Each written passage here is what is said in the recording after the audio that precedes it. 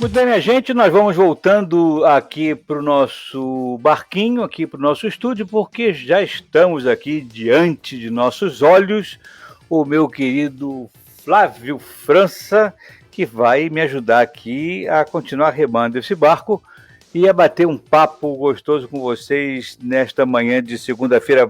Bom dia, Flávio França. Bom dia, Jansen. Bom dia para a sua audiência maravilhosa. Mais uma segunda-feira, não é? Primeiro dia da semana. Eu digo sempre que é uma oportunidade de a gente ganhar um dinheirinho novo, né? Tem muita gente que não gosta da segunda. Eu gosto muito, porque renova-se a esperança de entrar um Larjan ainda essa semana. Pois é, ainda bem que voltou a ser segunda, né? Porque senão a falta de dinheiro do final de semana vai se perpetuar. Exatamente. Eu não sei porque que tem gente que não gosta da segunda. Eu acho que é o melhor dia. É o dia que as esperanças se renovam. Então, para mim, é tudo de bom. Eu também acho muito importante a segunda-feira. Agora, eu queria fazer uma pergunta a você, o seguinte, porque na semana passada a gente não conseguiu se falar porque você havia viajado e houve uma enxurrada de gente aqui perguntando cadê o Flávio França? E aí eu tenho que explicar para eles. O Flávio estava passeando, né, por Curitiba, bordejando pelo Brasil. Você sabe que foi bom você falar isso, né? Que vai que tem alguém que pensa que o Alexandre de Moraes mandou me prender. Pois é. Não falta muito para isso, não. Mas eu estava em Curitiba e interessante que eu fui para lá, passei 4 dias em Curitiba e, para meu azar, o Nine não estava lá no sábado e pertinho do hotel que eu estava. Você foi lá para encontrar com ele, fala a verdade. Parece que foi um encontro marcado, mas foi tão interessante. Lá tem um calçadão, uma rua que é um calçadão largo, isso. Como é a rua 7 de setembro aqui no centro do Rio de Janeiro. Próximo à Praça Tiradentes, se eu não me engano. Exatamente, é bem no centro.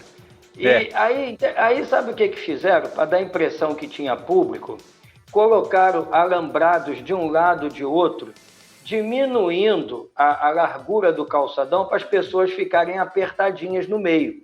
Aí passava um drone no alto, dando a impressão que tinha muita gente, né? Porque você não vê chão, você vê todo mundo junto. Mas está todo mundo junto porque estreitaram o caminho, era só por isso, né? Na realidade não tinha ninguém, são os mesmos de sempre. O pessoal do pão com mortadela, sindicatos e apaniguados. Né? Mas foi interessante que nós não marcamos o encontro, mas nessa hora eu dei sorte também, porque eu estava em outro lugar e eu só assisti isso já no finalzinho e vi depois na TV, né? E vi o local, né? O local onde eles fizeram a apresentação, né? E a malandragem que foi para dar a impressão que tinha muita gente, estreitar o público. Aí você sabe como é um restaurante. Se você tem lugar para 100 pessoas e tem meia dúzia, está vazio. Mas se você tem lugar para 10 e tem meia dúzia, está quase cheio. Claro. E é isso que eles fizeram. A tática foi essa. Para dar a impressão que tinha muita gente e não tinha ninguém no lugar. A rigor, ninguém. Eles estão fazendo isso o tempo todo, né? Quando interessa, a tomada é estreita, né? Pontuada, mostrando que pouca gente tem ali no local. Quando interessa, a tomada é diferente, de outro ângulo, para tentar usar da impressão que tem muita gente. Isso em todos os lugares está acontecendo isso. O que acontece, na verdade, para tristeza minha, né, demais, é que a mídia tem se tornado uma aliada dessa maneira distorcida de mostrar o mundo, porque não é nem uma maneira distorcida de enxergar o mundo, porque poderia haver, né, Flávio, de qualquer forma, de forma legítima, que determinado braço da mídia, uma ou outra instituição, enxergasse errado o mundo.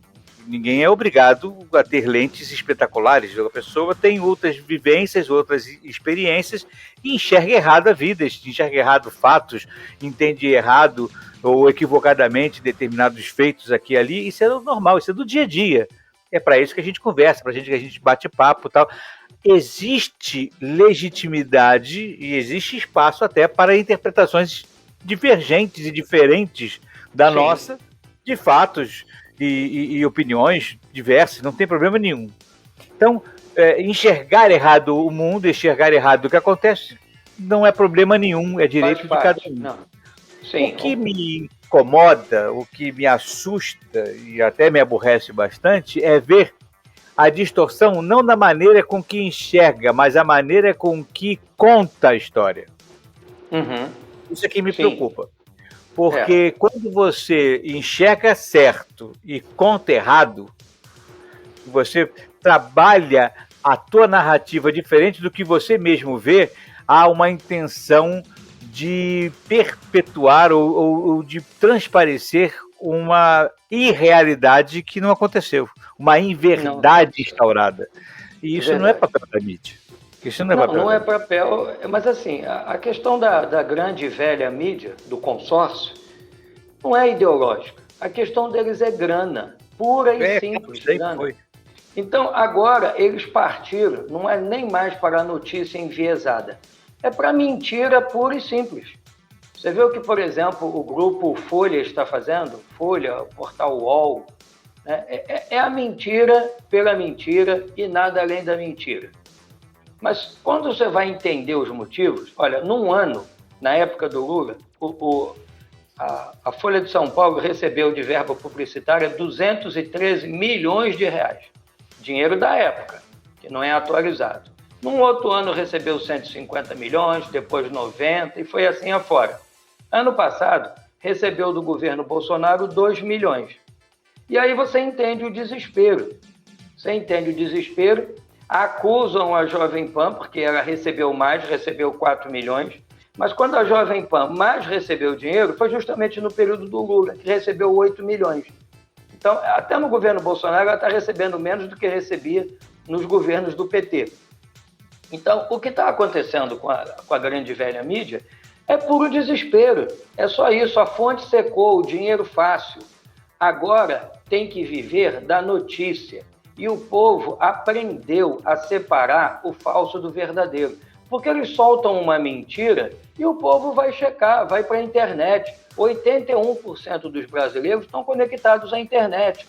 Então não tem mais como esconder e simplesmente mentir. Que antigamente era só a mensagem subliminar. Ela continua existindo. Mas agora é mentira. É mentira por puro desespero. Você vê, essa semana Bolsonaro esteve lá em Pernambuco, terra do Nine, onde ele nasceu, e segundo os principais institutos de pesquisa, ele tem 500% de intenção de voto. Tinha 2 vezes mais pessoas em Pernambuco para receber ele do que teve em Curitiba para receber o Nine. Então, como é que pode? E ele tem 500% de intenção de voto? Não precisava nem ter eleição, era só passar a faixa presidencial já direto para ele. Tem que ter alguma coisa errada. E agora os institutos de pesquisa estão dizendo que é provável que ele já ganhe no primeiro turno. Mas também... Eu não sei se eles são tão idiotas a ponto de não se preocuparem com a reputação como instituto de pesquisa, né? Porque já falharam em 2018 flagrosamente e me ameaça falharem de novo agora, né? Ou eles têm uma segurança muito grande de que não haverá falha, entre aspas que eu estou falando da falha, né? Não acontecerá essa tragédia para eles, ou eles são muito loucos mesmo, né? Estão torcendo muito para que as perspectivas sejam diferentes da que a gente enxerga, né? No dia a dia da vida da gente, que fica muito clara. Mas eu queria acho que é só a intenção de manipulação de votos. Só para encerrar essa parte, que eu sei que você vai passar para outra. É só a manipulação pura e simples. E eles não estão preocupados com a reputação, porque contam que daqui a 4 anos, todo mundo já esqueceu. Mas há 4 anos passados, o Datafolha, na sexta-feira, antevéspera da eleição, soltou uma pesquisa que no segundo turno Bolsonaro perdia para todos os candidatos, até para Marina Silva, que terminou com 1% dos votos. Então, mas aí, 4 anos depois, todo mundo esqueceu disso. Eu prefiro crer nas pesquisas que os próprios partidos fazem. Olha que hoje o maior cabo eleitoral do Bolsonaro é o que está em terceiro nas pesquisas oficiais, que é o Ciro Gomes. ele bate no Lula o tempo todo. Por que ele faz isso? Porque ele sabe que o Lula vai perder. Se ele tivesse convicção que o Lula ia ganhar, ele estaria do lado dele, já foi ministro dele. Só está batendo porque tem a certeza da vitória do Bolsonaro, senão ele não estaria falando isso. Então, eu prefiro crer nisso, que todo partido tem as suas próprias pesquisas internas, e o Ciro, que é muito inteligente, não estaria colocando para fora toda a verdade a respeito do homem de 9 dedos e do período que o PT esteve no poder. Ele não estaria fazendo isso se ele não tivesse absolutamente convicto que Bolsonaro vai ganhar a eleição. É isso. Eu tenho percebido isso. Eu tenho visto as últimas falas do Ciro e tenho percebido que ele tem apontado a arma dele direto para o Lula, não tem a menor dúvida. Totalmente. E que, inclusive a sensação que eu tenho... Bom, primeiro, o Ciro é extremamente inteligente, né? Para mim, na minha opinião, de longe é o mais bem preparado de todos os candidatos em termos de cabeça política, né? Eu acho que poucos homens hoje no Brasil têm a capacidade, a competência política dele, de percepção, inclusive, do que está acontecendo. Ele é muito articulado, né? Ele é muito articulado, inteligentíssimo. Ele não bate papo numa conversa, num debate, ele tira de letra, né? Certo. E quando ele começa a apontar a bateria dele, o que mais me chama a atenção é que ele tem uma capacidade de avaliação que é de quem já esteve de dentro. Sim, e ele esteve, isso, né? Para mim, importa muito, né? Porque podem falar quem quiser aqui e ali, ele estava lá. Ele estava lá. Ele não chuta a canela, ele não fica falando bravata à toa, ele dá na jugular, ele bate com informação, com dados precisos. Ele é de uma inteligência muito grande. Inclusive, nesse mesmo caminho aí, eu queria levantar o fato de que ainda a mídia, por exemplo, está silenciosa e nada diz sobre o que está acontecendo, por exemplo, no Chile. Eu recebi imagens esse final de semana estarrecedoras. Está um tumulto no Chile, uma baderna, uma bagunça, uma guerra civil instaurada, com prédios enormes sendo destruídos, apedrejados, incendiados, carros, ônibus. Olha, está um caos no Chile. Um caos. Isso. E você não vê essas notícias? A Venezuela parece que voltou a ser Disneylândia. Ninguém mais fala nada do que está acontecendo. E a tragédia humana continua seguindo lá na fronteira, a gente passando para cá o tempo todo. Quer dizer, 400 mil pessoas. Isso.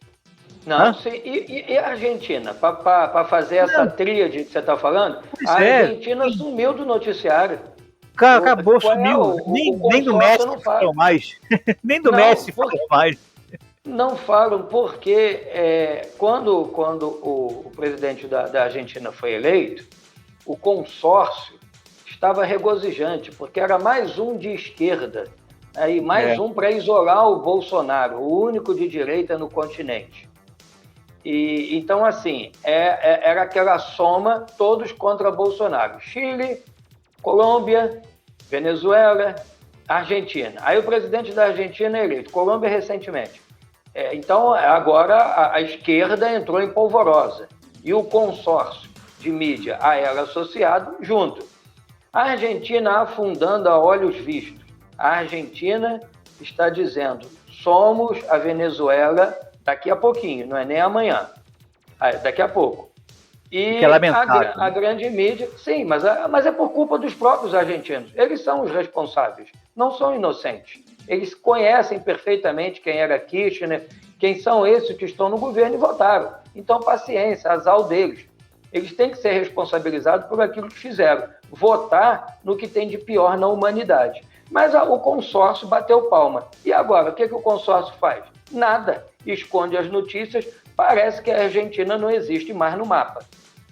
Por quê? Porque é uma derrocada total. Argentinos se espalhando pelo mundo todo. Muitos vindo para o Brasil e para outros países daqui da própria América do Sul. Porque lá está péssimo.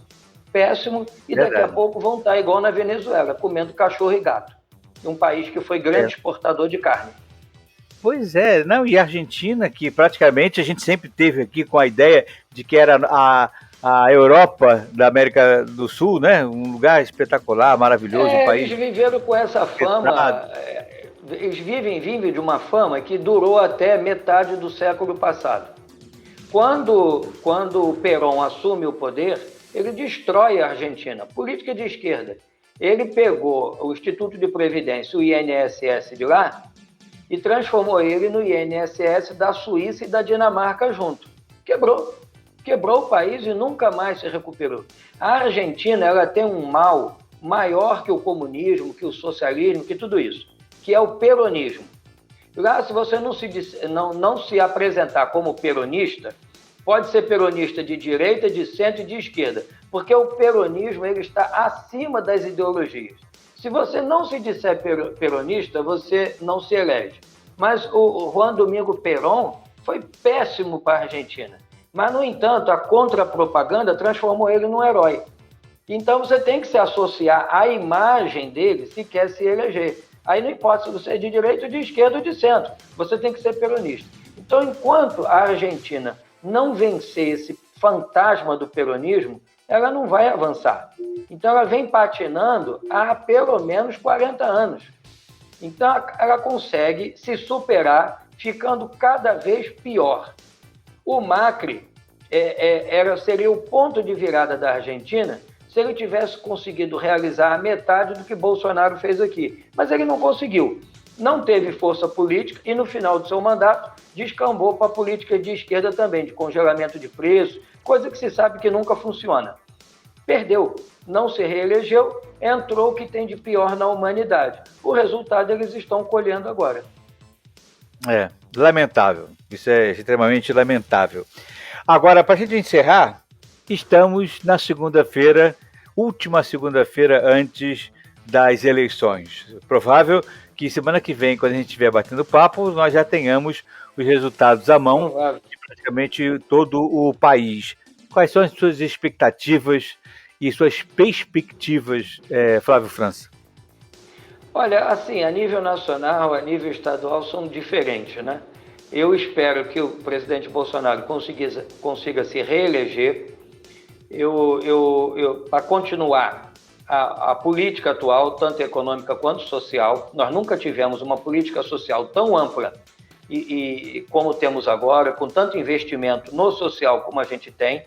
Aí o Renda Brasil é 3 vezes mais do que foi no passado o Bolsa Família, com modificações fantásticas, que você não perde mais o auxílio se conseguir um emprego. Nós temos no campo econômico, nós temos o Brasil como um dos poucos países que conseguiu superar a crise trazida pelo Covid e pela guerra na Ucrânia.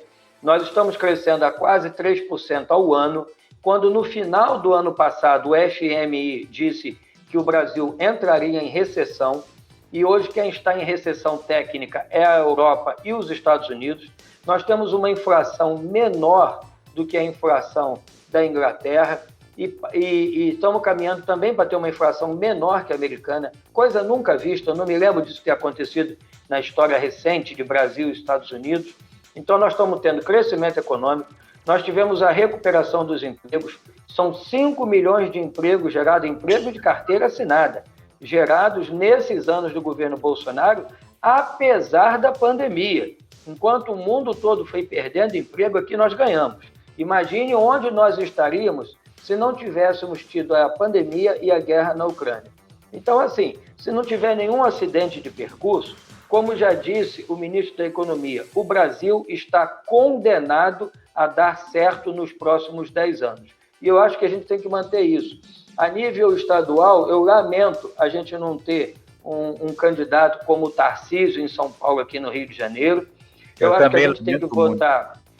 Lamento muito, o Tarcísio, se for eleito em São Paulo vai deixar de ser a locomotiva do Brasil, porque além de ser a locomotiva, ela vai ser o transatlântico, ela vai ser o foguete do Brasil, ela vai ser tudo, porque Tarcísio vai transformar São Paulo.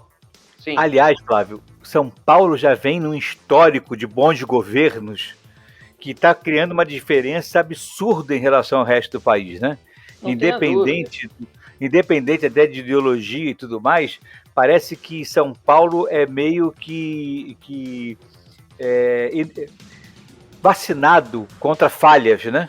Então, por Sim. mais que um falhe aqui ou outra coisa e tal, pode haver uma falha ou outra, mas parece que é uma locomotiva, como você bem colocou, vacinada contra falhas. Querendo ou não, vai dar certo. E quando pega bons governadores, funciona muito bem. Funciona, porque São Paulo, o diferencial de São Paulo é que lá tem mercado. Lá tem um mercado forte. São Paulo não é tão dependente de políticas públicas e do Estado como o resto do país, principalmente o Nordeste. Entendeu? O povo paulista não fica de boca aberta olhando para o alto esperando cair alguma migalha das cestas do governo. Eles trabalham, eles lutam pela sua sobrevivência e o resto do Brasil quer isso também, quer ser menos dependente do Estado. Então, se nós conseguirmos seguir numa política econômica liberal, do ponto de vista social, uma política conservadora e assistencialista, enquanto isso for necessário, que não é para sempre, não é inclusão de pessoas nos programas assistencialistas, mas é a exclusão delas porque elas melhoraram de vida, elas conseguiram empreender, elas conseguiram ter seu emprego, elas conseguiram ganhar o pão de cada dia pelo seu próprio esforço. É isso que o brasileiro quer e precisa, não de assistencialismo puro e simples. Eu acho que a gente tem que continuar nessa toada. E, a nível de legislativo, nós podemos eleger deputados e senadores que deem base de apoio ao governo, porque não adianta você ter o executivo com uma matriz econômica e ideológica e um legislativo de outro, porque senão ele não governa. O mensalão começou nisso, o PT teve que comprar apoio, porque não tinha maioria na Câmara dos Deputados, lá em 2005. Então, nós precisamos também dar uma base de apoio para o governo. E eu digo mais, para senador, a minha pergunta para um candidato a senador é o seguinte: o senhor vai votar o impeachment dos ministros do Supremo Tribunal Federal? Se ele levar mais de 10 segundos para responder, é porque não vai. Perdeu o meu voto. Perdeu o meu voto. Eu quero senadores que sejam realmente homens de verdade. E aqui eu não estou na questão de sexo, né? Eu falo no sentido do caráter. Pode ser homem e ser mulher. Mas que não devam satisfação a ninguém. Hombridade. Que cheguem lá e digam assim: o que vocês estão fazendo é absurdo. É pior do que foi no período do regime militar. Temos que tirar o Brasil desse estado de exceção ao qual nós vivemos. Nós não vivemos uma democracia, isso é mentira. Nós vivemos um estado de exceção com um poder hegemônico acima dos outros e que se acha dono da verdade. Juizite já é uma coisa normal. 70% dos juízes acham que são Deus. 30% tem certeza.